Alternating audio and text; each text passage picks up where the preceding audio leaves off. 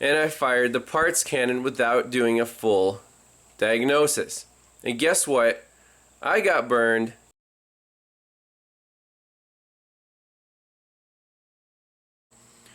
Hey everyone, welcome back to Pine Hollow Auto Diagnostics.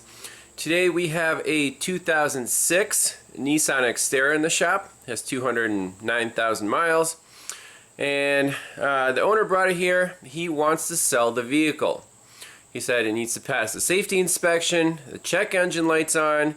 So basically he wants a whole bunch of problems addressed to get ready for sale.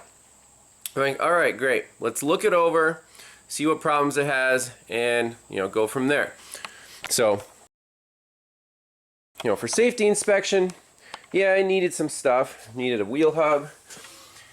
Then it had a massive power steering leak, put a new hose on it. Belt was really squeaking, put a new belt on it. And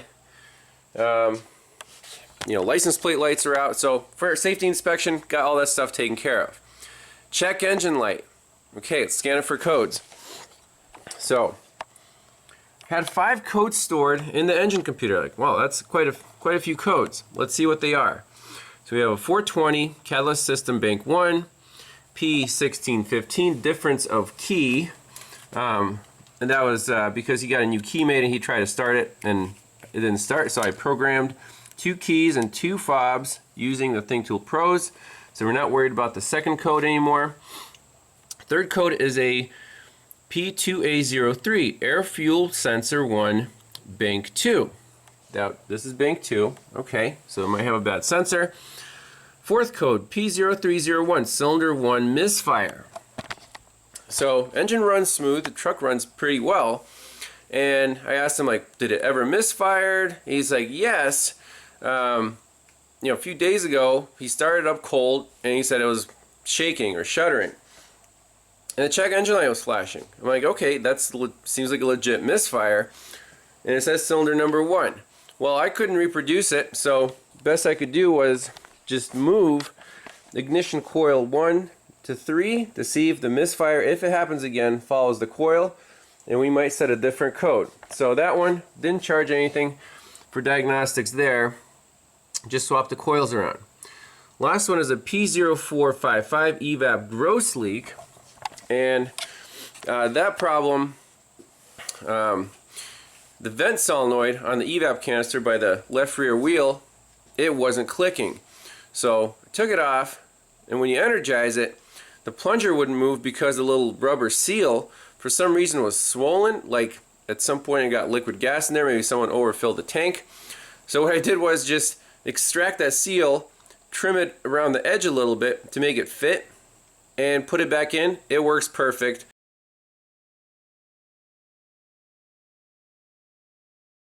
So that was a 1-hour diagnostic charge, including the smoke test and everything, and I didn't charge extra for the repair. So everything's included in that 1 hour for the 455.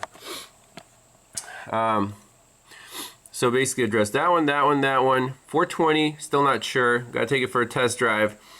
And 2A03 air fuel sensor 1 bank 2. That's the most interesting one. That's why I decided to make a video. So you look at that code, you're like, well, I just took a quick look at live data, and there was a bank-to-bank imbalance. Like the fuel trims were more positive on bank 2, and the sensor was reading kind of goofy. I'm like, okay, it's a sensor problem. The heater's fine. It's sending a signal, it's just the wrong signal. And I fired the parts cannon without doing a full diagnosis. And guess what? I got burned. This sensor here, got it from Rock Auto, popped it in, and guess what? Nothing changed. The code came right back.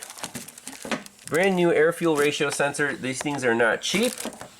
So I told the customer that unfortunately was not the problem. We're gonna have to do a full diagnosis on this fuel control system to see what the actual problem is, as I didn't want to charge them a full hour just for reading a code and replacing a sensor. But in this case, I'm like, I'm not going to charge you for the sensor because that's not the problem, well, we need to diagnose it. So he's like, yep, go ahead and do that. So yeah, I broke my own rule. I fired the parts cannon. I missed, so I'm really not good at firing the parts cannon apparently. So we're gonna do that.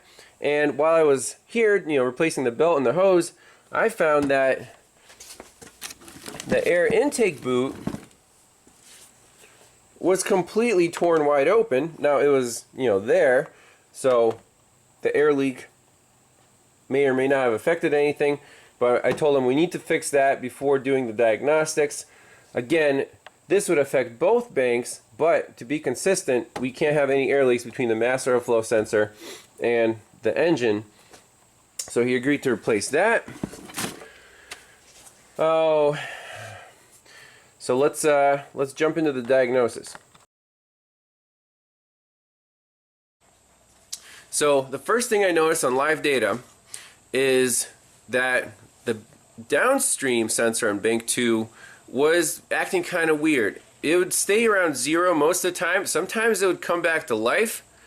And then when the truck is off, it would just show, 0 volts or close to it, like 0.2. So I did a visual inspection. I found another issue here. I'll show you guys a picture.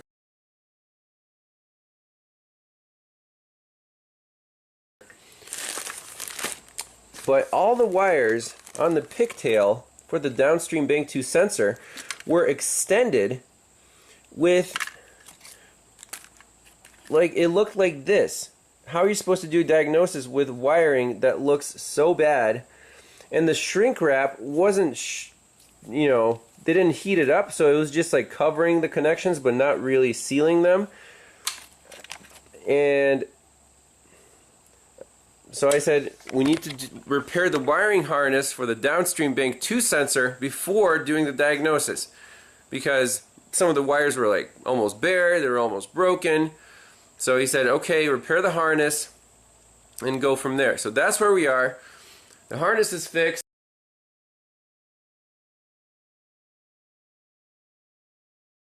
The air tube is good. All the other problems are taken care of. It's just setting this code for the upstream air fuel sensor on bank 2. So as much as I love the THINKTOOL Pros, its weak point is graphing data and saving it during test drives. It's really kind of a pain, and all scanners are like that except for the Snap-on. The Snap-on Verus is by far the best at graphing and saving data, and that's what we need to do on this truck. Oxygen sensors, fuel trims.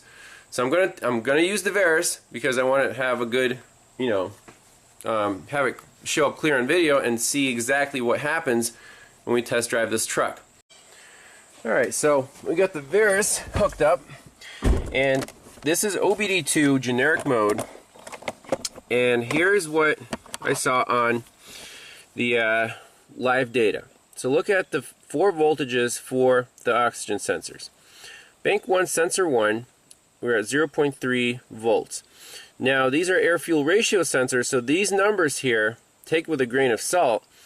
It's either like a converted value, but it's not an actual voltage. Okay, bank 1 sensor 2, that's the downstream on bank 1. 0.27, that looks like a bias voltage. I have not started the truck yet, just a key on. Bank 2 sensor 1, 0.61 volts. Right off the bat, you would think that bank to bank, these should be equal readings. So 0.3 and 0.6, I don't like that. And then bank 2 sensor 2 is reading 0.000. It should be reading the bias voltage. So none of that makes any sense. Here's where you can get into trouble. Let's go into the Nissan OEM side, because sometimes when it translates to OBD2, especially with air fuel ratio sensors, you can get weird numbers. So let's get out of here and log into the Nissan side. Alright, success. Yep, 2006 Nissan XTerra. And let's go right into engine. Codes only. See if there's anything stored. Now I did clear the codes out after the, taking care of all the other codes, so the monitors didn't run, but I did see that the 2A03 code did come back. So no codes right now. Let's go right into our data. We'll see how many menus Nissan has here. Engine data 1, data 2, and data 3. So not very helpful.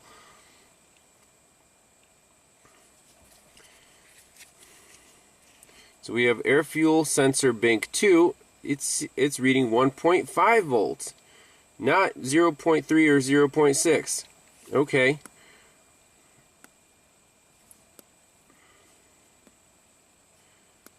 Now this is what really bugs me about Nissan is, you see there's bank 2 sensor 2, 0 volts, and then there's bank 1 sensor 2, 0.28 volts. So that agrees with the OBD2 data. However, the two upstreams, bank 1 and bank 2, they're both at 1.5. I'm like, oh. So you can see the OBD2 data, go to the OEM site if you have a good scanner, because they will actually show you what the manufacturer programmed it to read instead of converting it to OBD2 language. But what we want to do here is graph all the oxygen sensors. Now in this list they do not have fuel trims, which is really a shame because I wanted to graph fuel trims and the oxygen sensor readings. So let me check in the other lists here if they have fuel trims. So in list 2 they have long-term fuel trim bank 1 and bank 2, and they have alpha bank 1 and bank 2, and they have the air fuel sensor bank 1, air fuel sensor bank 2. However, they don't have the downstream oxygen sensors. That's really annoying. I want to graph everything at the same time. And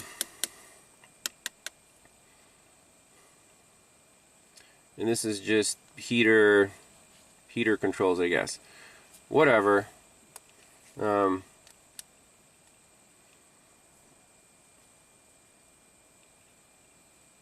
Let's just graph from the first list all the oxygen sensors, and we'll see. So customize that. Voltage, and then voltage for the downstreams. So we don't have fuel trims in this list, unfortunately, but we'll see what the computer's trying to do based on the oxygen sensor readings. Okay, so here's the live data we're going to look at on the first test drive, cold start. So we got our upstreams right here, air fuel ratio sensors, and then the downstream sensors. This one's at 0.28, this one's at 0. That's the way the truck is with the fixed harness on the downstream bank 2. Now before I fixed the harness, this voltage is actually doing weird stuff, and what I found on the connector was there was some green crusties, and it was actually leaking voltage from the heater positive feed to the signal wire. So that was also, a problem, but it's a multi-layered problem. So we fixed that. Now it's just showing 0. We'll see if it comes back to life.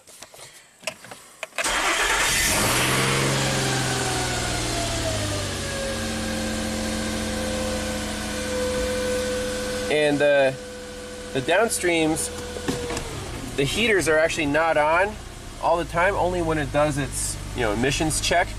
So we'll actually need to drive it to get those sensors to wake up.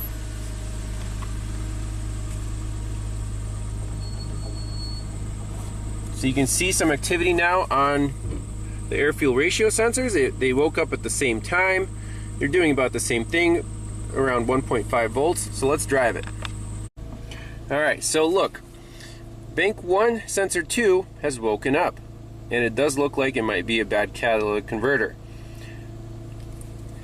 Now, once that sensor woke up, look what happens to the air-fuel ratio sensor on bank 2.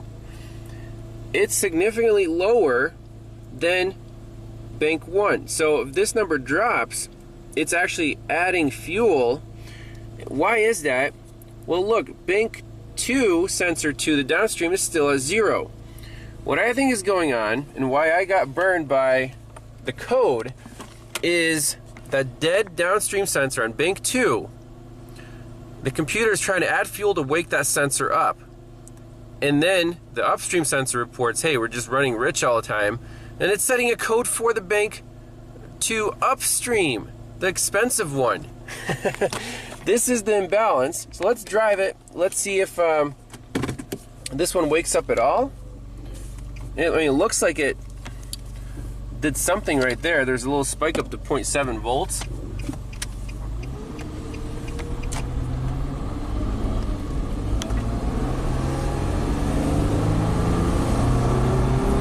I mean, the truck runs great.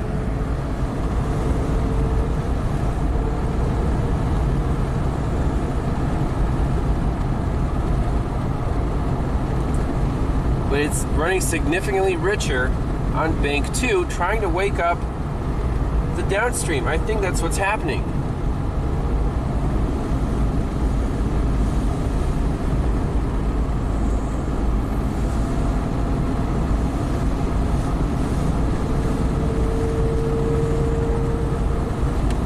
See 1.3 on the air fuel sensor on bank 2.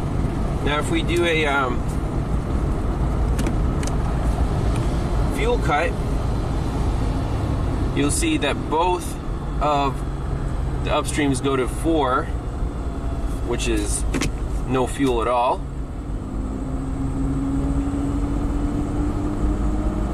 But now there's an imbalance. See, one's at 1.5, but bank 2 is at 1.3 consistently.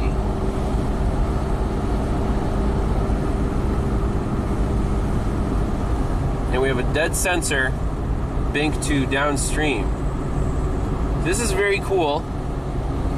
And it looks like we do have a bad cat on bank 1.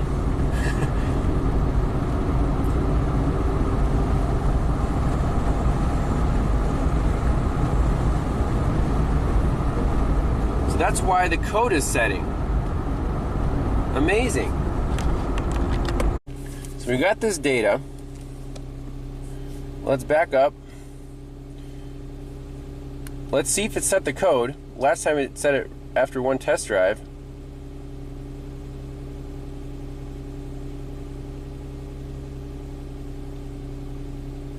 Okay, we got the 507 because I cleaned the throttle body. Needs an idle relearn. Let's actually see if the Varus can do this.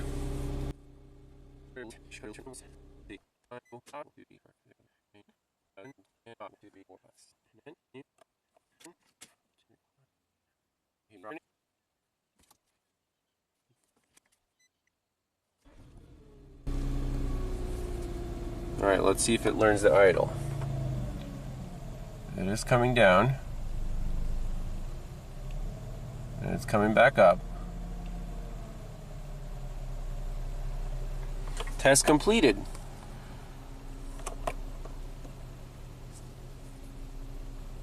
Okay. Sweet. So, shut it off. Turn it on. Okay, so that problem's fixed. So right now, I don't know if it'll run the oxygen sensor test, but let's go back to the shop. What I don't like right now is that downstream on bank 2 reading 0 volts. Even though we fixed the harness, there's still a problem there. And why is there no bias voltage? I want to unplug the sensors, do a voltage check on that signal wire, maybe pull it up with a test light, make sure wiring integrity is good. And then I already got another replacement sensor, this time for the bank 2 downstream. We'll plug it in and see if it works. So interesting to note here, I have alpha pulled up, and it's reading pretty close to 100. However, you can see the bank 2 upstream is always reading lower, like it's adding fuel, but it's thinking alpha is appropriate. How in the world does that make any sense? Alpha should be 100 when this is at 1.5. So bank 1 is pretty close, spot on. However, here on bank 2, alpha is showing the same as bank 1, but the sensor is reporting a lower voltage. Again, that can throw you for a loop. It's trying to wake up that downstream bank 2 sensor, which is dead in the water. That's what we need to diagnose. It's not setting any codes for that sensor. So Nissan's strategy here is kind of silly, and also the data graphing, no matter which scanner you use, you're not going to get all the data PIDs on one list. OBD2 is pretty much useless in terms of graphing data because it misreports the air-fuel ratio sensors.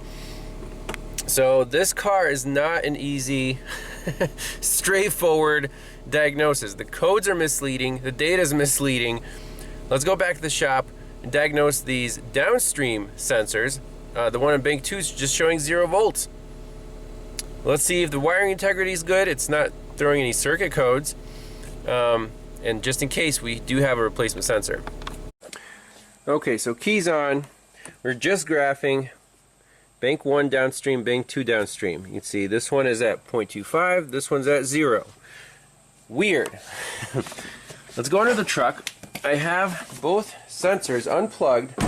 Let's measure the signal wire on the harness side and see if the scanner agrees with our meter.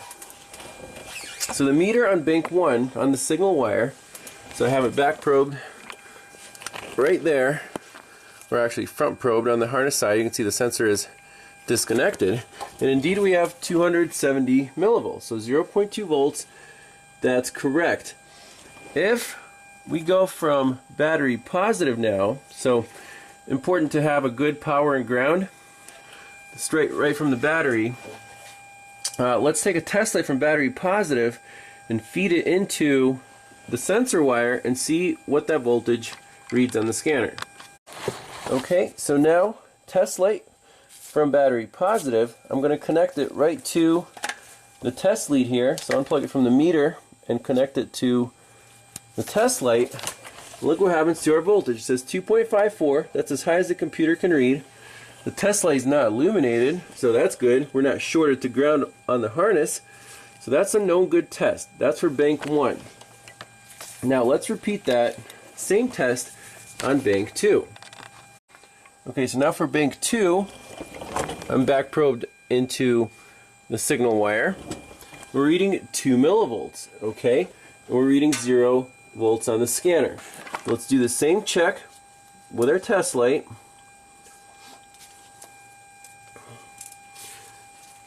So I'm going to unplug the positive lead here and plug in the test light lead right into the positive lead.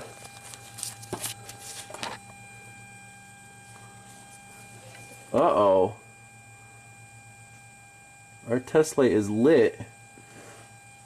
We got a little jump on our HO2 sensor bank 2 wire. Now that was not the test I was expecting. Let me try the other one. I might be on the wrong pin.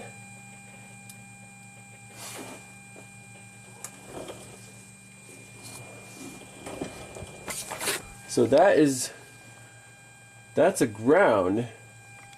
So I was on the right pin, and look, our signal wire dropped. So now it's making a little more sense.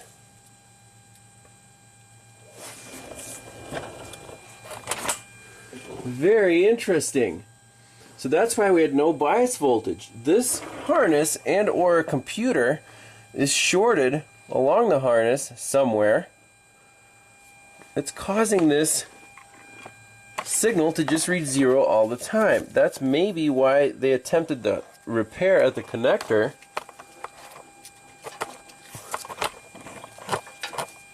Now we can wiggle the harness, wiggle the pigtail. Huh, I did not expect this. So this is where the diagnostics comes into play. This is causing our entire issue here. So next step would be go to the computer. I would say unplug the ECM connector, see if that short to ground disappears. Could we have a bad engine computer? It's possible, but I think the problem is going to be in the harness somewhere. Ooh, surprise! Dehydrated mice. That's probably why this car stinks so bad. So keys off. We still have a short to ground. Let's see what happens when we unplug the engine computer, which is located up here. See if we have enough room. That connector's unplugged. Still have a short to ground.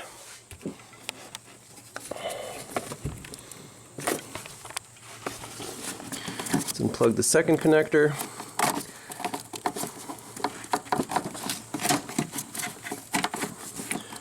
Connector's unplugged.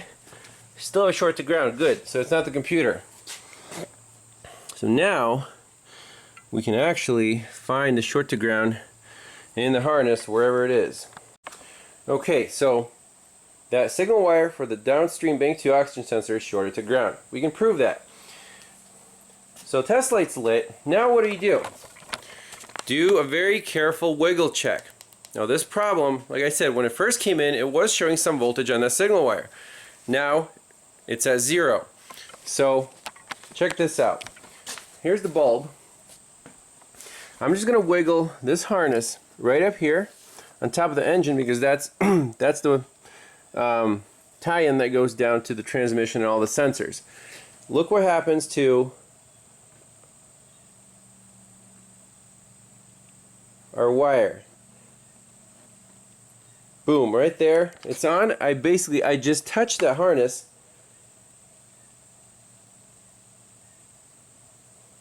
Unbelievable. That's why don't just go around touching everything under the hood, moving stuff, because what if the problem disappears and you'll never find it? So now we have a very good idea of exactly what we need to do to recreate this fault, and we have a good indicator of the fault. Now let's move in for the kill. Try to find this short to ground. Is the harness rubbed through somewhere?